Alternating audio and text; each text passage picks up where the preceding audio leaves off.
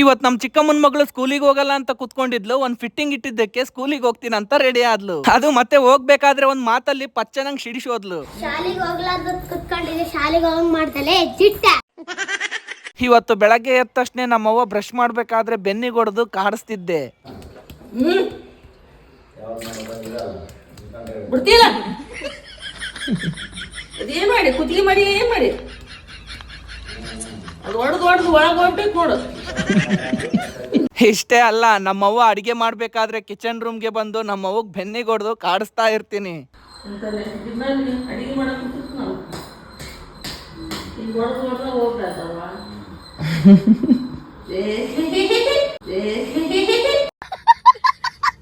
ಇನ್ನೊಂದು, ನಮ್ ಚಿಕ್ಕಮ್ಮನ್ ಮಗಳು ನೆನ್ನೆ ಸ್ಕೂಲಿಗೆ ಹೋಗ್ಬೇಕಾದ್ರೆ ಅಳ್ತಿದ್ಲಂತೆ. ನೆನ್ನೆ ನಮ್ಮವ್ವ ಅಲ್ಲೇನೆ ಇದ್ಲು, ಸ್ಕೂಲಿಗೆ ಯಾಕೆ ಹೋಗಿಲ್ಲ ಅಂತಾನು ಕೇಳ್ದೆ. ಎದಕ್ ಬೇ ನಿನ್ನೆ ಸೌಂದರ್ಯ ಹಾಳಾಕತ್ತಿದ್ಲಂತಲ್ಲ?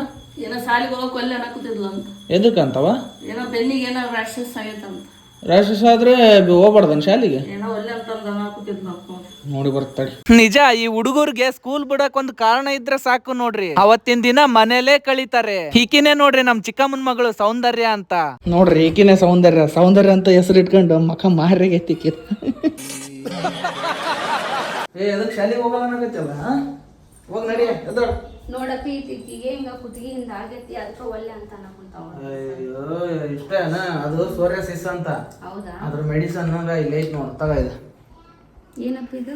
ಅದೇ ನೋಡಿ, ಸ್ವಚ್ಛಕಲ್ಪ ಸ್ಕಿನ್ ಆಯಿಲ್ ಋಷಿ ಮಾರ್ಗ ಟ್ಯಾಬ್ಲೆಟ್. ಸೋರಿಯಾಸಿಸ್, ಎಕ್ಸಿಮಾ, ಕೈಕಾಲು ಸೀಳುವಿಕೆ, ತಲೆ ಮೇಲೆ ಶರೀರದ ಎಲ್ಲಾ ಭಾಗದಲ್ಲೂ ಸೋರಿಯಾಸಿಸ್ ಮತ್ತೆ ಉಳ್ಕಡ್ಡಿ, ಅಲರ್ಜಿ, ರ್ಯಾಷಸ್ ಎಲ್ಲಾನು ಕಡಿಮೆ ಮಾಡುತ್ತೆ. ಇದು ನೀವು ಬಳಸೋದ್ರಿಂದ ಒಳ್ಳೆ ರಿಸಲ್ಟ್ ಕೂಡ ಸಿಗುತ್ತೆ. ಈ ಪ್ರಾಡಕ್ಟ್ ಚಿಕ್ಕವರಿಂದ ಹಿಡಿದು ದೊಡ್ಡವರ್ಗೂ ಯೂಸ್ ಆಗುತ್ತೆ. ಈ ಪ್ರಾಡಕ್ಟ್ ಅಮೆಝಾನ್ ಅಲ್ಲಾದ್ರೂ ಆರ್ಡರ್ ಮಾಡ್ಕೋಬಹುದು, ವೆಬ್ಸೈಟ್ ನಂಬರ್ ಇಂದ ಆದ್ರೂ ಆರ್ಡರ್ ಮಾಡ್ಕೋಬಹುದು, ಅಥವಾ ಲಿಂಕ್ ಅಂತ ಕಮೆಂಟ್ ಮಾಡಿದ್ರೆ ಪರ್ಸನಲಿ ನಿಮ್ಗೆ DM ಕೂಡ ಮಾಡ್ತೀನಿ.